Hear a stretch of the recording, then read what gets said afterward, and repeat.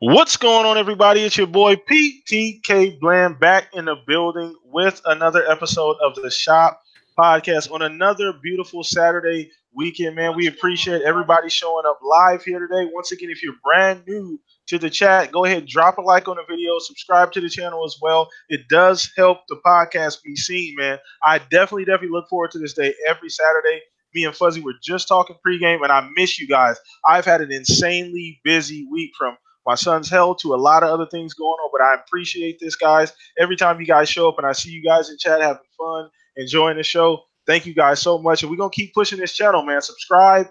Go tell your friends right now. Go retweet the link on Twitter as well if you're not following me on Twitter. And the guys on the Shop Podcast, go in the description below and follow everybody here. So as you guys can see, we're a little shorthanded. We running the pick and roll today. You know, me and Fuzzy, man, we like Scotty and Mike sometimes when we got to do this show. But we're running the pick and roll today, guys. I hope you guys enjoy it, man. We're going to have a good time.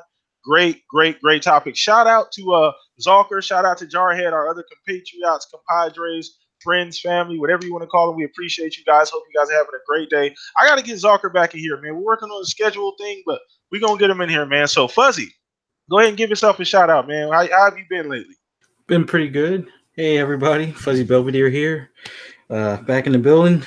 Definitely looking forward to talking about these topics.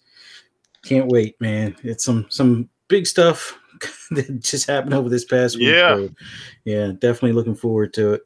All right, man. Let's dive in. You know how we do. We're not wasting no more time, man. Let's go ahead and dive into the topics. Now, the first thing we're talking about today, guys, is Epic, okay? Now, this news came out a few days ago. Well, not necessarily news, just something that Epic's been doing for the last, I say, month or two or so.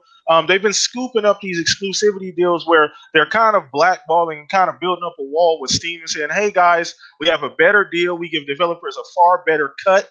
You know, bring your game over here exclusively to the Epic Store and not on Steam. So a lot of PC guys, I don't know how many PC fans I have, to be honest, but a lot of PC guys are pissed off, not upset about that. But I want to get you guys' opinion as well as yours, Fuzzy. As to, do you think those Epic exclusive deals are going to continue? And how do you think that's going to affect Steam in the long run? Now, Steam has a huge base. It has the history. It has, everybody knows what Steam is. So Epic is trying to do these radical things to get that player base on Epic. So what do you think? Is that going to continue? How do you feel about it going forward? Oh, I think it's definitely going to continue. It's going to be one of those things until they reach whatever goal they set as far as a user base or customer base. They're going to continue trying to grab up as many exclusives as they can. The big thing now is that a lot of people use the Unreal engine, so they get a discount on the fees, so they get to keep more money in their pocket until Steam comes off of that 30% or 1/3 of the cut. I think it's pretty much going to be a no-brainer for Epic to keep on doing stuff like this, and there'll be plenty of devs that just go straight to them for the fact that they can put like an extra 10, 20 or more percent in their pocket at the end of the day. So it's going to keep happening. Unfortunately, the PC guys are going to have to either deal or just go back to console. Yeah. I don't want to see too many of them do that, but so this is the thing, Fuzzy. Before you finish, this is the thing. There's never been a real competitor to Steam. This is the first time Steam has ever had competition. Steam has never had any competition as far as a platform. It's the only place as far as PC outside of Microsoft, the store, which is a huge mess. And that's I'm not even counting that. But this is the first real competition that Steam has had. And I know you PC guys aren't used to that. Us console guys, PlayStation, Nintendo, Xbox, we're used to this going back and forth with competition. PC guys aren't really used to that. So I know it's a little shocker. It's okay. Competition is good for both sides. This is going to force Steam to change some of the bullshit policies to enhance their program or their system, essentially, or their platform, to make it better for you guys. You guys are going to win, PC gamers. So please come down off the ladder. It's okay. You don't have to jump, all right? Come down off the ladder. Everything will be all right. But I wanted to get that out the way. Go ahead and finish your point for us. Yeah, it's just one of those things that I haven't really looked at all of the complaints as far as the data mining or some of the info that they share with third parties or the vulnerabilities that they have. I mean, keep in mind back when I was on PC, Steam was a bit of a mess. Was this almost 15 years ago? Yeah. So it was just one of those things that it's growing pains that Epic's going to go through at some point as well. But in the grand scheme of things, they're going to keep on building, hopefully, their security on the back end of things as far as Epic is concerned. And Steam's going to have to do something to appeal to the devs, whether it's, lower fees, more exposure, or better curating as far as their store. Because I think a lot of the smaller devs, their biggest complaint was it's like, oh, I get advertising on the front page for like 12 seconds until somebody else, that's another small dev, bumps me down the list. So if Steam does some revamping, I mean, in the grand scheme of things for the consumer, they're already doing, as probably as good as we're going to see for a while. But on the back end of things for the devs, they're going to have to make some changes to pretty much seal the deal, or make it less, I guess, enticing for everybody to go over to Epic with, the smaller cut for Unreal and a whole bunch of other things. But it's funny watching the PC guys lose their shit over, excuse my language, but after they always laugh at the console peasants. Oh, you guys are so crazy. You should just buy a PlayStation and then play the other games on PC and blah, blah, blah. And it's like, now it's just a launcher that's kind of got them all out of sorts right now. Yeah. But it's going to work out. It's going to work itself out in the end. Yeah. It's going to be better for consumers. It's going to be better for the devs. It may help even if Phil is right about as far as fixing the Microsoft Store for the PC end of things. It might even help that. So who knows what the benefits will be down the road for us. Yeah, this is the thing as well, guys. You got to understand. Epic right now looks like that .com. Remember the startup era where we had the .com, the boom in the early 90s, mid 90s, where all these .coms were coming out of nowhere. And that's what Epic looks like. And with the power of Fortnite, Epic is printing money at this point.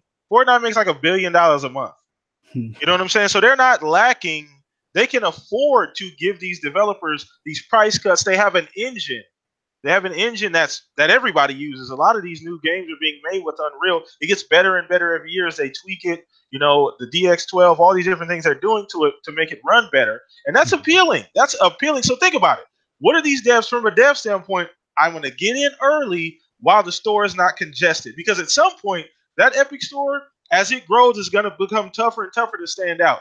Very, very similar to Steam. So if you get in early, you get more of a lion's share of the publicity. It's a bigger, it's big news if you get in early because, maybe 2 years from now, you get an exclusive deal with the Epic Store is not going to be that big of a deal. Right now that it's in its infancy, it's a huge deal if you get in early.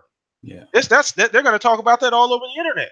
We've seen it every time these games say, "Hey, we're going to go exclusive with this with Epic." It's a big deal. It's everybody's talking about it for a day or two. That's a lot of pleasant publicity for a game. You know what I'm saying? So it's a huge benefit. Not only the price cuts, but like you said, the price cuts on the hardware, the software. As well as just the overall, development cost. So it's a huge win, man. Epic, I think it's great. I think that somebody finally said, you know what, we can do it a little better.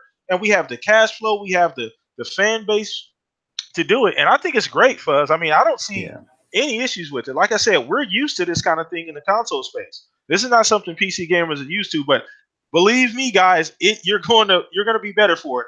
The one thing, there's only two things going to happen. Either Steam, does what it's supposed to do and gets with the times, or it's going to fall apart. Not fall apart, but it's going to learn the hard way that you have to evolve. Because Steam, once again, it suffers from like John Madden syndrome. It's the only option on the PC for a very long time, and there's no reason for Steam to do anything different. But now you have this new kid on the block, and they're causing all of these not issues, but they're taking a lot of that steam away from you. No pun intended. And you're seeing, real problems with that. So at the end of the day, PC gamers, you guys are going to be fine. Everything is going to be okay. I think it's great, Fuzz. I don't really see in the long run an issue with it. So no. I think it's great. So that was a nice warm-up topic, guys. Just FYI, guys, this show probably won't go as long. And I'm going to take a couple questions at the end just because it's me and Fuzz. We still having fun, though. Once again, as you jump into the chat, smack that like button. Say hello in the chat, man. We always like to interact. So let's go ahead and move on to the next topic, man. And the next topic is Poll of the Week. Once again, if you're not new here, you know what that is. Follow me on Twitter. Every single Monday, I put up a Poll of the Week, and we talk about it here on the podcast on Saturday. So this Poll of the Week was a pretty good one. It's something we've been talking about at E3, something that who knows what's going to happen with this. It could be true, could not be true. So the Poll of the Week was, what are the odds we see a Xbox and Nintendo collaboration at E3 2019? So 100%, 21% said 100%, we're definitely going to see it. 46%, which was a majority, said 50-50, we may or may not. And then 32% said never going to happen. So appreciate everybody who voted on the poll. Once again, chat, that is also a question for you guys. What are the odds? Are we going to see a Xbox Nintendo collaboration at E3? So Fuzzy, it's up to you, man. What do you think? Do you think it's going to happen? I think it's something that's going to happen, but I voted 50-50 because I know that there's been some back channel talks between the two, but that could be something as simple as like what was rumored before as far as the app on the Switch type of thing. Yeah. But there's definitely going to be something, and I'm pretty sure it's going to be more than just some more cross play between like Minecraft and games like that. But I don't have an idea of what that cross platform or collaboration would be, but there's got to be something. And I think with Reggie's retiring from Nintendo, I kind of wonder, and it was almost like the same thing when one of the guys retired from Microsoft when we eventually found out he landed over at Google. I can't. Pinello? Yeah. So I'm wondering where Reggie's going to land. If it's going to be at Google, and it was just one of those things where he figured, well, I'm not as needed now that they're going to do this collaboration, or hey, there's a big opportunity over at the Google end of things. But wait, at this point, he's not anywhere right now. He's not like he hasn't gone anywhere else, has he? At this point, no, he hasn't announced anything. But a lot of times, it probably ties into like a non-compete or non-disclosure stuff. And I know at least with like my form of work, our employer and many in that industry usually have like a 2-year non-compete. But the way around that is to sometimes be a consultant for the company you're eventually going to work for. So it's like that 2-year window where it's like, oh, I'm not doing anything. And then you see them visiting a campus and, oh, I'm just acting as an advisor so the lawyers don't sue me. And then, like after that contract or that non-compete expires, you see them with the new shirt with the Google logo or whatever it is at that point. But I'm kind of wondering what's going on behind the scenes. I'm pretty sure there's something more than just, hey, we have more games to cross-play with. I think it's going to be, hey, this character will appear in this game, or hey, this title that was normally an exclusive for Nintendo or exclusive for for Xbox, we're going to, trade for a little bit or at least have some sort of collaboration that way, maybe along the lines of how not that it's even remotely the same, but you had Assassin's Creed and what was it, Final Fantasy 15 had kind of like a cross thing where you had some of the outfits and swords and things like that from Final Fantasy and Assassin's Creed, and then in Final Fantasy, you had some of the area that looked like it belonged in Assassin's Creed mixed in with that game. So I could see them doing something along those lines, but can't quite pinpoint exactly what that would be just yet. Yeah, it's very interesting because we've been talking about it, man, and we haven't really heard anything. And as E3 gets closer and closer, I'm sure the rumor mill will get going. It's already going, to be honest with you. That's the second half of our show is we talking about a couple of rumors. But either way, I think it's interesting because you notice Xbox, Nintendo have been really, really chummy. The generation didn't start this way, but the last probably 2 years or so, since crossplay has become this big thing, they've been really, really, really buddy. Now, I don't know for sure if anything is going on behind the scenes. But like you said, I think it wouldn't be anything crazy or too left field. Maybe a collaboration, maybe like you said, a shared kind of character swap situation. I've always root for maybe Banjo or Master Chief going to Smash Bros, something cool like that. Yeah. That wouldn't really, it would be helpful for both brands. It's kind of an olive branch here. You can use our character as well as it makes sense. A lot of Nintendo fans would enjoy that kind of thing. I think that kind of a collaboration works. But maybe, like you said, another crossplay could work. I don't know what game it could be. I don't know. Maybe a new game. I'm not entirely sure, but something crossplay would be kind of cool. Yeah. That would be pretty awesome. But I can't see it being anything too crazy. If they are a collaboration, but I mean, there may be something going on, Fuzz. I mean, we've been talking about this for a while, and it kind of feels like there may be something. I think it's more so it feels like something should be going on between them. Like they should be working together. I think that's more of what it. To me, I've always said that. Like many times, I thought that there was great opportunities between them if they ever collaborated. I thought the biggest barrier obviously is, you know, Japanese company, American company, you know, ideals kind of clash there, you know, as far as how things should go. So I didn't know if it ever would, you know, come to fruition, but I think that now's the time. Why not? It's not going to hurt anybody. I mean, you guys stood there on Twitter on both sides of the fence saying, "Hey, Sony, get your shit together. Yeah. You know, come and jump in the pool, motherfucker. Hurry up! Like the water's getting, you know, warm. You know, get in the pool." So they were both very adamant. They both stood by each other. They Phil, you know, Phil, and he loves, you know, the guys at Nintendo. They have a great relationship, I'm sure. You know, he loved Reggie. He was a big fan of Reggie as well as Reggie to Phil. I know Reggie's not there anymore, but you know, there's still ties there. So I think it could be really, really fun, man. So honestly, what kind of collaboration would make the most sense for you? I would like to see something along the lines where, and I know they don't necessarily own the IP, but maybe a Cuphead 2 having a Nintendo character or two mixed in there in that world, or something like Master Chief, like you said, Master Chief in like Smash Bros.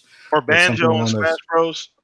Or and this would be a weird one because they really haven't talked about what they're going to do with the avatars other than have it as like kind of like an icon for you. We had joked about it before where the avatar should be part of like the same games that you used to be able to do on the 360, where it's like whether it's playing cards or things like that.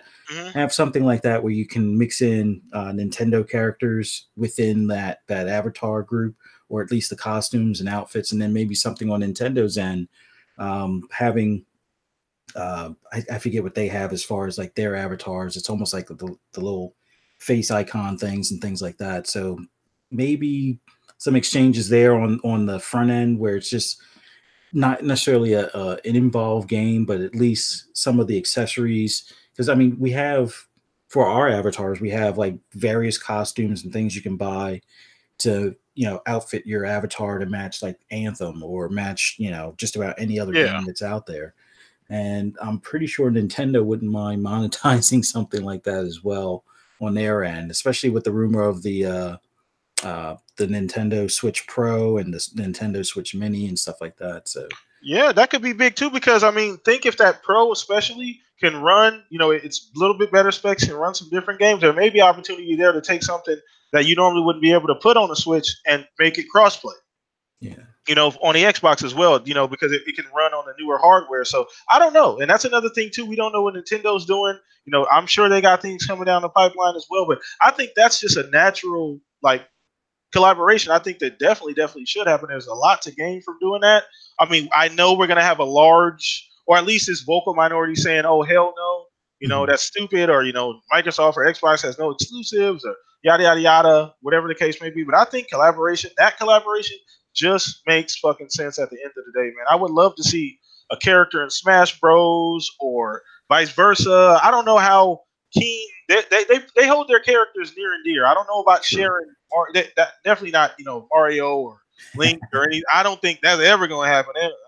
You have to back up the Brinks truck to even get them to think about that, man. Well, they did that Ubisoft thing with the rabbits, so yeah, that's rabbits. So that ain't Mario. That ain't 30 years of history. You know, that Mario is Nintendo. You know what I'm saying? Nintendo is Mario. So rabbits, yeah, you can go ahead and use them. You know, that's not a big deal. You know what I'm saying? But Mario, Link, Yoshi, I don't know. That's tough, man. That is rough. You know, Metroid, all that kind of cool stuff. So I'm not sure. What do you guys think, chat? Let us know down in the comment section in chats as well. What do you guys think about a collaboration? What would be a dope collaboration? Let me know in the chat right now. What you guys would think of awesome collaboration. I know Shunsu said bring Link to Fable. that would be pretty cool. That would be cool. I mean, even if it was like a little Easter egg or something, you know what I'm saying? Even if it wasn't like, you know, something like playable, a little Easter egg would be kind of cool. Or maybe make him like this little NPC character or something. You can go talk to him, you know, all this kind of cool stuff. You know, he doesn't really do anything, but you can have a conversation with him, or I don't know. I think that's just be a cool nod right there. But I think that's dope. Shout out to Shonsu, man, the mod of the year over there. But let's go ahead and keep it moving, man. We having so much fun here today, guys. Once again, as you pile in here, just drop a like in the chat, or hit that like button. Subscribe to the channel as well. Much appreciated. I'm on that grind for 2,000 subscribers, guys. We definitely got to hit that this year, so make sure you guys subscribe to the channel, man. This next one is really, really cool because Fuzzy, I'm going to give you the floor on this one. This was definitely something you talked about for a long ass time. And you guys can go check back in the archive. As soon as Game Pass was announced, it was like, bing, light bulb. This is a perfect situation. So Yeah. there was a rumor. Now, this is a rumor, guys. Don't tear me up in the chat. Don't tear me up in the comment section once the video is uploaded. It's just a rumor, okay? Somebody put it out there on Twitter. You know, it's getting close to E3, so these things are gonna be happening pretty often. More so often as it gets closer. But Ultimate Game Pass, the idea that now Xbox is planning on merging Game Pass and Xbox Live into one flat monthly fee. I think it was like $15 a month, and then the tweet read like $1 a month for insiders. So if you got like one of the inside program and you get like a beta or something, you pay like $1 a month until it's over. So I don't know about the new pay scale where you're paying monthly. I don't know. Maybe they still offer like a yearly feature. I like the yearly thing. Just get it out the way. You don't have to worry about it for the year. Right. But what do you think, Fuzzy? I know this is kind of your idea, man. You talked about this months ago. I like the idea. I wish the pricing would have been a little bit more of a discount, considering it's like if you do the annual of Xbox Live, it's $60. Although I think if you do the monthly, it winds up being almost twice the price. But that savings of like, well, not savings, but the $60 plus the $120 that you would spend for Game Pass if you do the monthly $10 a month type of deal. It's not a bad mashup. It would have been even cooler if it was a little bit of a savings of like, let's say $150 for the year, save $30. So that way now you have EA access covered if you do the card. But it makes sense. I mean, considering a lot of the games that are on Game Pass are online games, multiplayer games, things like that. And for the parents that, just bought the Xbox for their kid, they got Game Pass to, save some money as far as getting a ton of games to get them to keep the kid busy.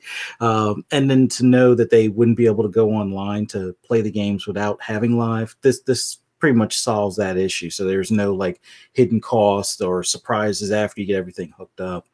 But in the grand scheme of things, for right now, until those cards are in GameStops or Target or Best Buy, it's going to be cheaper to do the Xbox Live and then do either the 2 6-month, or if you can find the $99 1 year, which I've yet to find that for Game Pass, but if you could find that, that would be the best way to go, because usually you can find the Xbox Live card for like $42 to $47 around the holidays. You can usually averages somewhere like around $52 or $55 unless GameStop's doing the buy 3 months, get 3 months free, and you buy like a couple of those or something. But the pricing is right. Could have been a little bit better, but that mashup just makes so much sense. It'll definitely help with that digital only Xbox One S that's coming out here soon. Just have that in the box, or have the code so they can call in or purchase that and have it already installed. And make a bundle out of it. Just sell it with the console. Exactly, and that would be like a easy done, parent shopping list type of item, or something along those lines.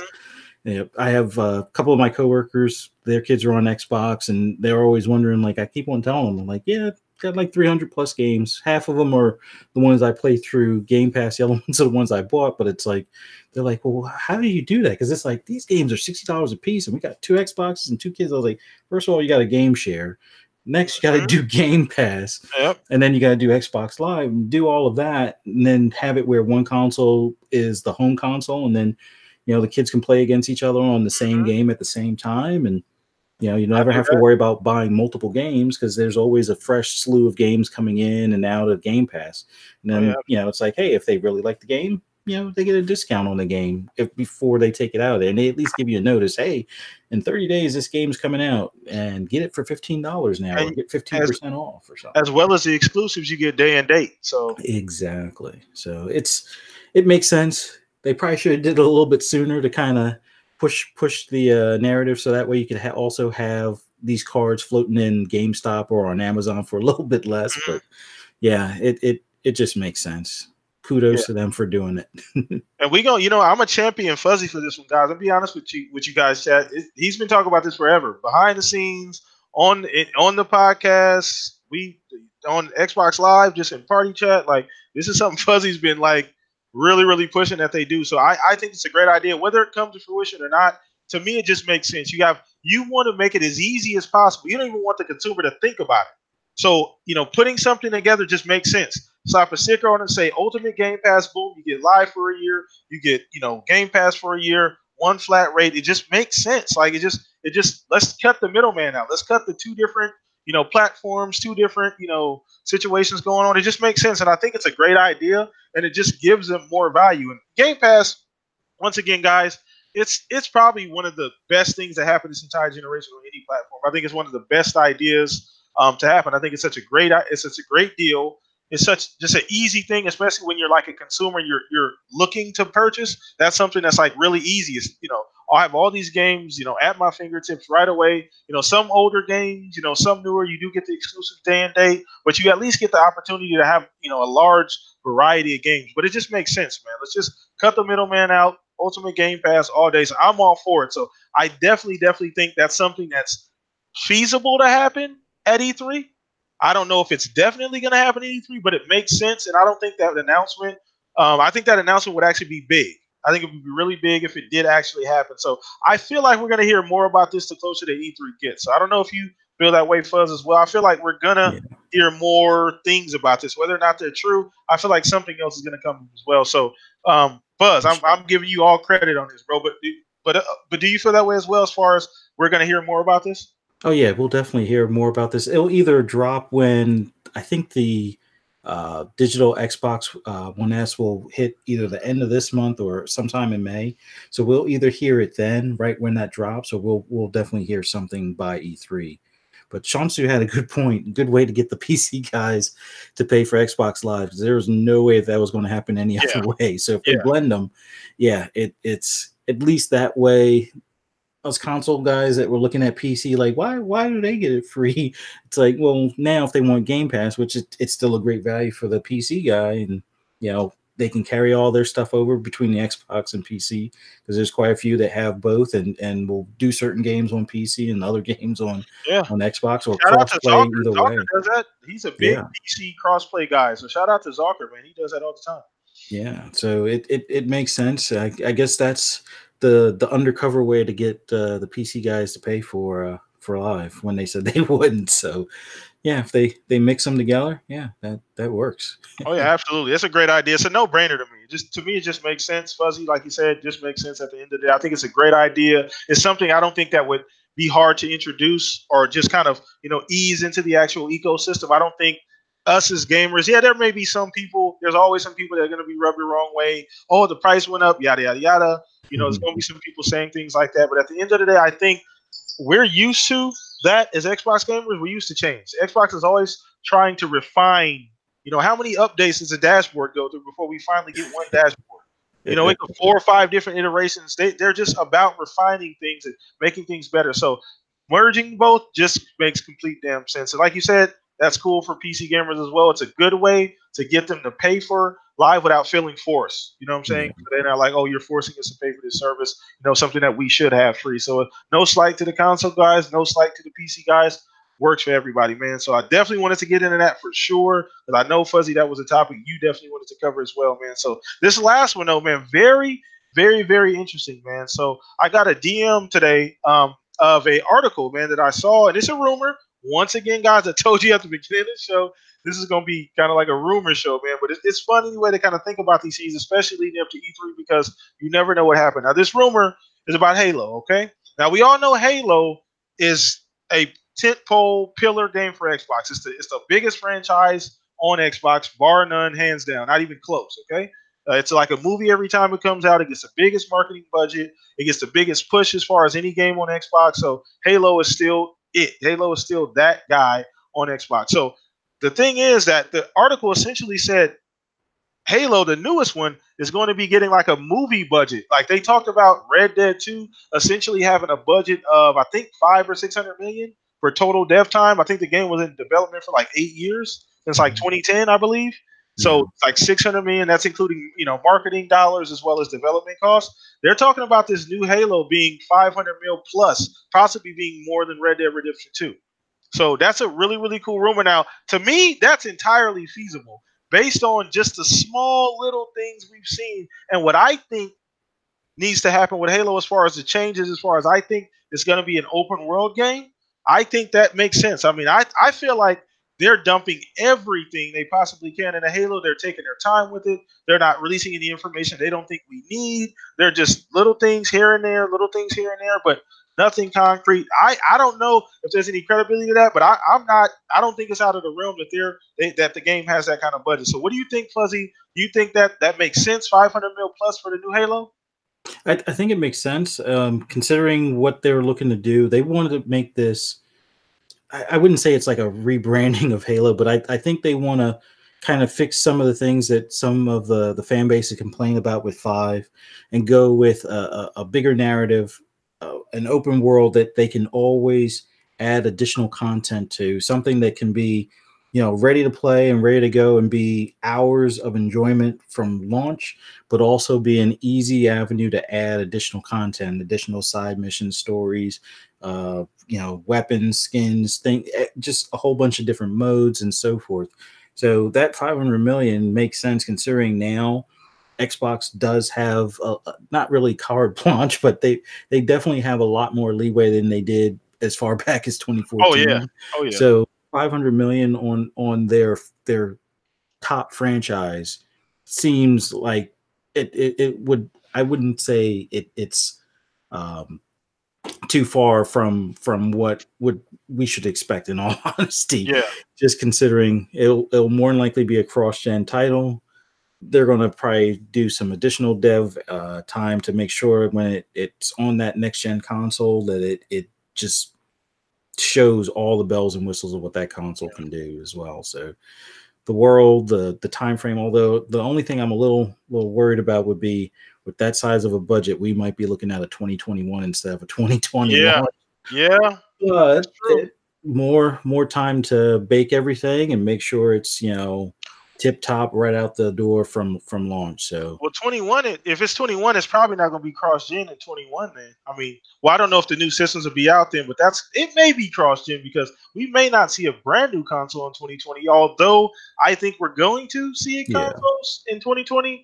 So I don't know if it would be cross, but like I said, like you just said, I agree with you 100%. Fuzz, you hit the nail on the head. Think about Halo as a franchise. What they wanted to do since Halo 5, they understand. The drawback that they had with Halo 5, it rubbed a lot of people the wrong way. I mean, it still sold phenomenal. It's based on the numbers that we got. It still did very, very well. But they want to get Halo back to where it should be. Halo was like, remember when Halo was like a movie? It was like a movie when Halo came out. Oh yeah. It was an event. It wasn't a game. It was an event. It wasn't just something that happened. I used to go sit in line. I would take days off to go get Halo, days off of work. Like, okay, I'll make sure I need these 3 days off because I'm gonna be playing Halo. I'll be standing in line and playing for the next 2 days straight.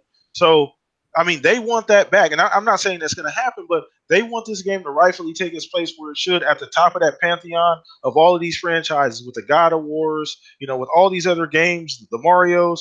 They want us to sit up there, and some of the technical things that I think that they're doing are very, very, very interesting as well. That's the thing I'm more curious about. But all the little nuances that they're going to change. You just mentioned a couple things that I'm really, really curious about. Like you said, I know you threw out this was something we talked about in I think it was either here on the show or in Party Chat. You threw out a really, really cool idea of a different mode and a different storyline, and maybe while you're away from the game, you can do. It's just all kind of cool shit, man. So I think that that's something that they're definitely going to look at. And I know Shonsu said that's a lot of money, a ton of money to recruit.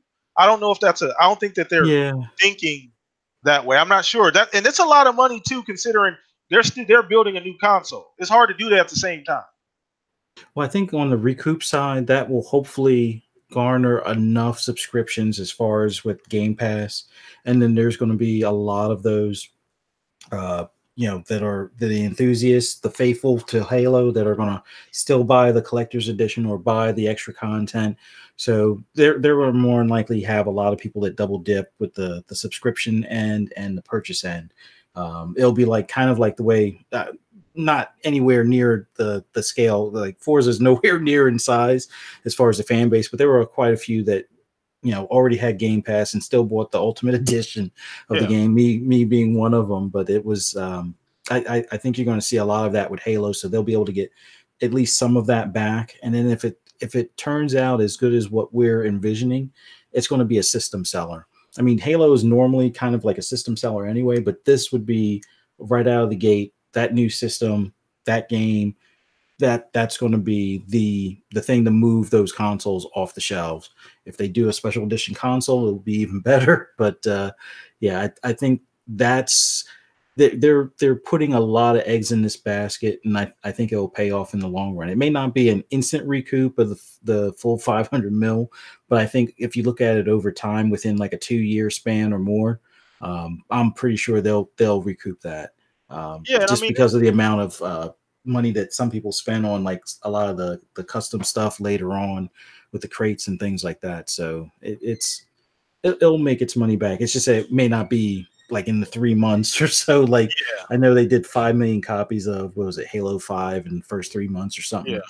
But this will probably at least top that. But to get that 500 mil, it'll probably be a 2-year roadmap between additional content, console sales, Game Pass subscriptions, as well as ultimate editions of the game itself. So Think about it though. Is that one thing? That's one thing we never see for Halo. There's never been DLC for Halo ever. There's no yeah, such thing as so.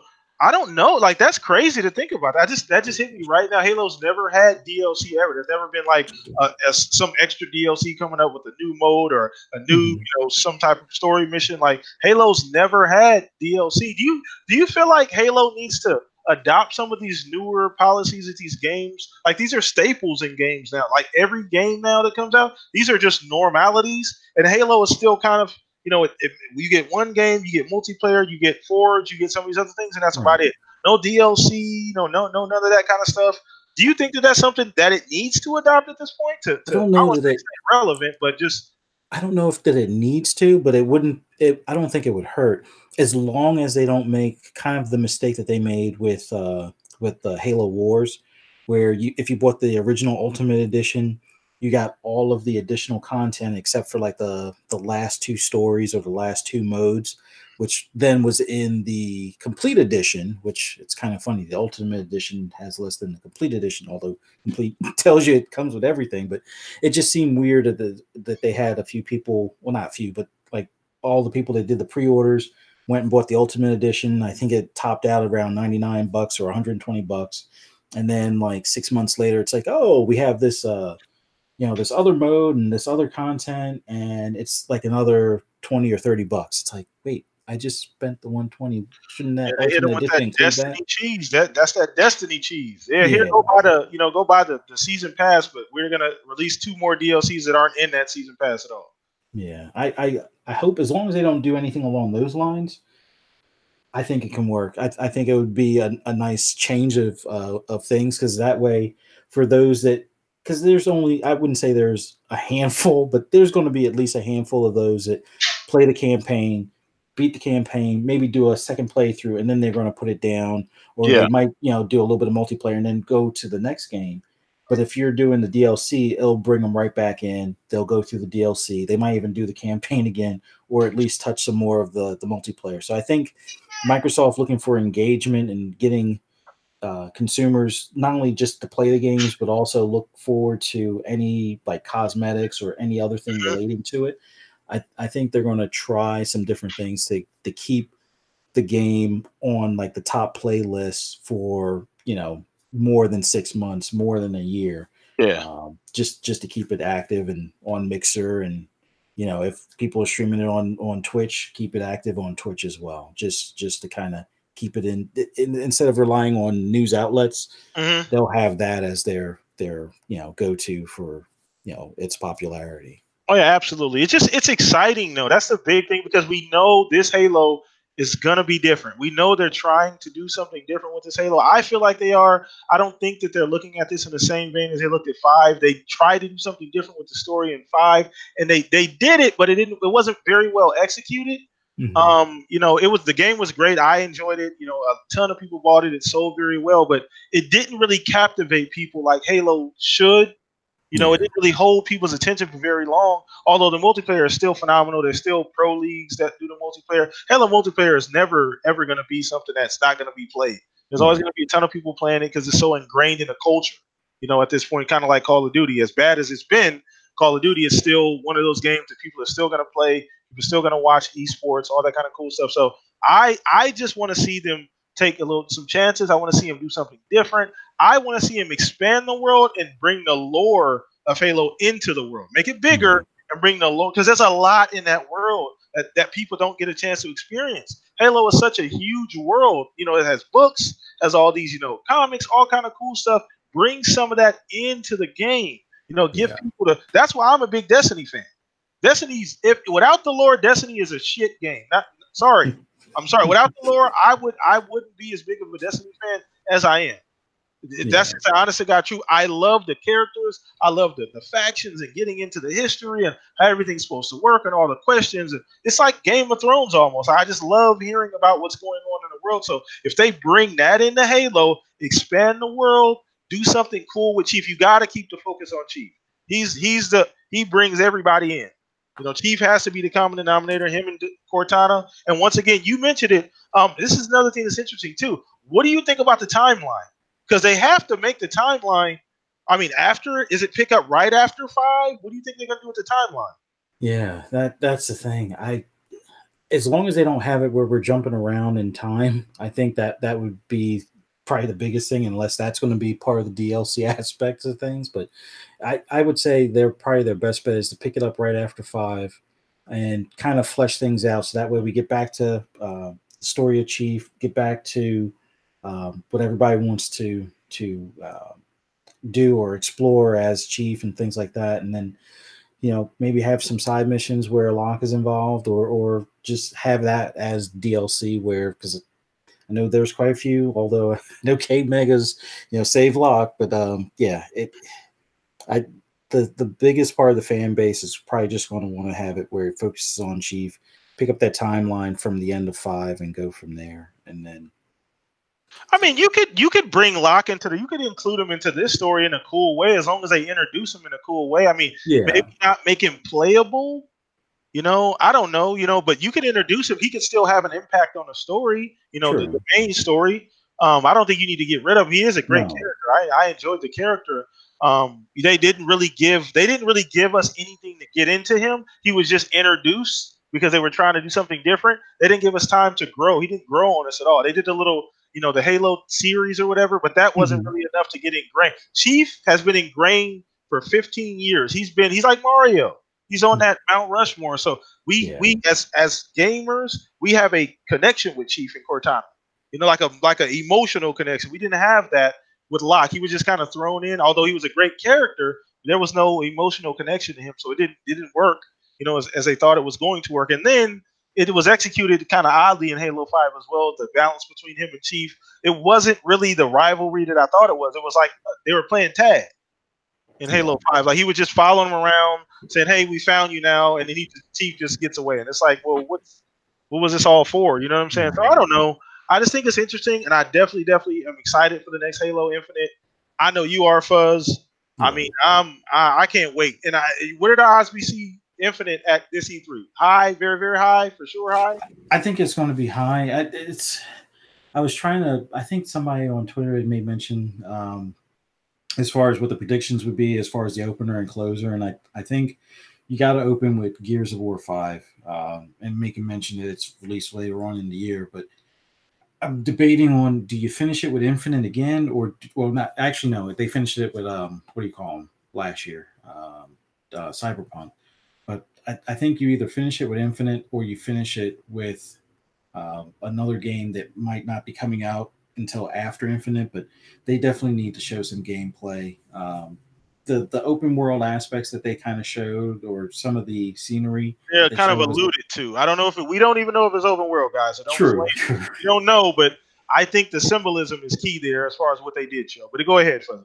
No, but they definitely need to give us more than just a slice as far as what we're going to be doing, as far as either a mission or at least some of the gameplay. If it's going to take place on one planet or if it's going to be a world.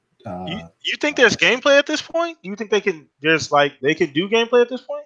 I think they'll probably have, I wouldn't say CGI, but almost like an in-engine mission, like an early idea that they have for a mission or a slice, kind of like what they did for not what they did, but what others have done for like Metro, or after reading up Last of Us, on that Anthem, when they did last, that slice where it was like even before the game was actually yeah, constructed, they just kind of threw something together and then built the game based on that trailer. But I could see Infinite with the engine already probably, you know, I would say a good bit done. Now it's just a matter of probably building the story out, building the missions out, executing how, you know, start points, finish points, things along those yeah, lines. And I think they could do like a small slice to kind of show like maybe 10 minutes worth of a, you know, 30-minute mission or something along those lines, just to kind of, you know, get everybody hooked and yeah. anxiously waiting for its launch in 2020 or 2021. Oh yeah, and that's interesting too because if there's any factual, if there's any facts to that particular rumor, to this rumor at all, like you said, we may be looking at a later release date for Halo than we originally thought. Because we Yeah. were thinking obviously not this year for sure. A lot of us were thinking for sure next year. For sure next year. So with that kind of a budget, man, I assume they've only been working on it for maybe they were working on it simultaneously. 343 is a very very large studio. So we don't Mhm. know how long Infinite has been in development. It could be 3 years, could be since five came out. It's probably they generally do it concurrently where they start and then once that team is done, they kind of incorporate those guys into the next game. So they kind Right. of run them, side by side essentially to, kind of taper it off, is what I'm saying. They'll taper off development of Halo 5 and then integrate the other guys into the new projects. They're a huge studio, so I don't know how long this thing has been in development, but I am excited either way, for Yeah. sure, either way about what's in store, man. Because if there's any truth, I just feel like they're gonna go all out. I just have this. I don't know why. I just have this feeling that they're going to fucking just they're like fucking. We're gonna go balls to the wall. We're Mhm. going all out for this one. We're gonna do something different. We're not gonna just keep the same shit. So I just got a feeling. I don't know. I could be wrong. I hope. I mean, I hope I'm not wrong. I don't think I am, but I'm really excited either way. Really excited either way. So we're Yeah. gonna open up for a couple questions. If you guys want to go ahead and throw a couple questions in the chat, we really, really, really appreciate you guys. Got a few people in here watching us. We appreciate that, guys. Once again, if you're new here, please subscribe to the channel. We appreciate that as well. Hit it, smack the like button. Thank you so much. Shout out Retro Cheats. He's in here in the chat as well. It looks like Fate brought him here. He was doing some other things and ended up clicking here. Appreciate you, man. Hope you're enjoying the show. I know you said you're not a big Xbox guy, but thank you for watching anyway and being a part of the chat. But I know Shonsu, I know you asked a question here. Oh, okay, here we go. I'm gonna go ahead and get Retro's question first. So shout out to Retro Cheats. He said, "What other Xbox games are coming to the Switch besides Cuphead?"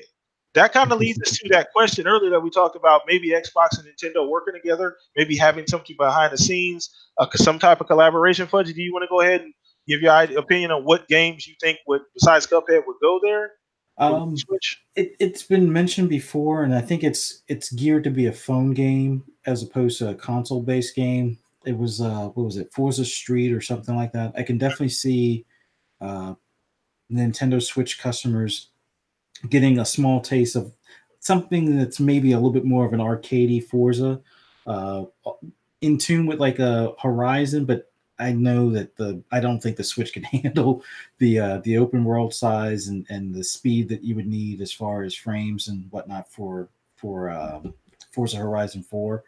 But I could see Forza Street coming to it.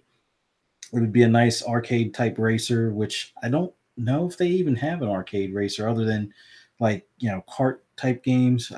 Something that would be a little bit more like a realistic racer, or at least realistic looking, would be a nice add on for the Switch lineup.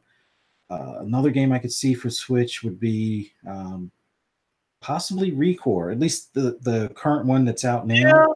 I can see Um, that. I can see Recore. it's a platformer. It's not that graphically intensive. I could see it being, you know, a nice addition to the Switch lineup.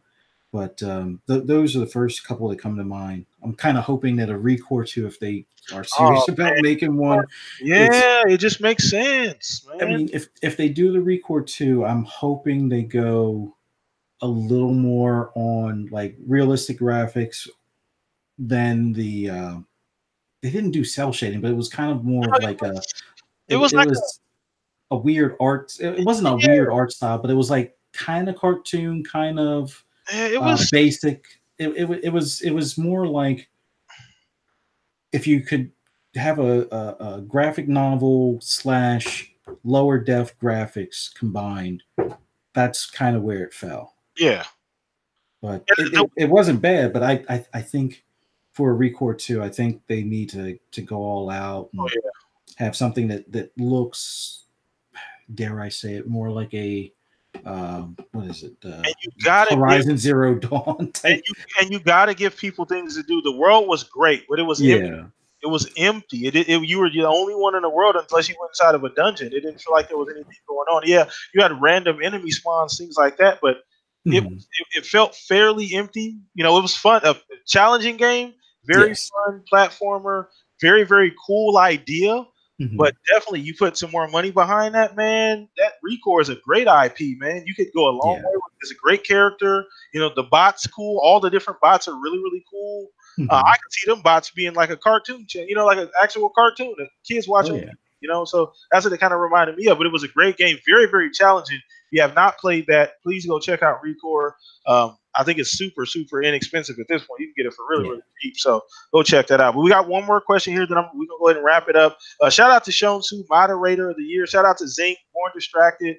I know Retro Cheats, who was in here as well. Fastback. Shout out to Fastback, man. Go say hi to Uncle Mike for me, Fastback, if you're still watching, man. Shout out to NLG, man. Those guys are awesome. They do a great podcast as well. So Shonsu said, let's see here, Rage 2 or Borderlands 3? What one are you looking forward to the most? You're tearing at my heartstrings. That is not a fair question, man. I guess I'll go first, man. Yeah. God. Okay. It's really not an easy way to answer this question. I am a huge, huge, huge, huge Borderlands fan. But because it's taking so long for them to even give me an idea of that the game was even actually coming out or for me to see anything, I'm actually more excited right this very second for Rage 2 because I know what I'm getting for the most part. It looks phenomenal. Rage 2 looks amazing. Mad Max, it looks like a little Borderlandish as well with just the destruction. It looks amazing. Bulletstorm, all the different ways you can kill people. Like the world looks fun. It's colorful. All these different things it looks like you're gonna be able to do. I think Rage 2 is gonna come. I think it's gonna slap some people in the face. I really feel like it's gonna come out and it's gonna be like people are gonna be like, wow, this game is incredibly good. I think it's gonna do well. It's gonna get reviewed very well. Yeah. I'm really, really excited for Rage 2. Really definitely am. So for now, Rage 2. Oh, Sean, so he said he knew the question would hurt me. Shout out to Sean 2, man. But Rage 2 for me, and I love Borderlands, but I don't know when that I think it's slated. Is Borderlands 2 coming out this year or next year? 3, I mean. Borderlands 3, I think, is September, with Rage 2 being May, I believe. Okay, so they're coming out this year. But I know more about Rage 2 at this point. I mean, we just got a gameplay trailer from Borderlands 3. It looks like Borderlands. Looks like what I'm expecting. But Rage 2, it's been so long since we had a Rage, you know, and this one looks amazing. So I'm going to go Rage 2 right now. So it's on you, Fuzz.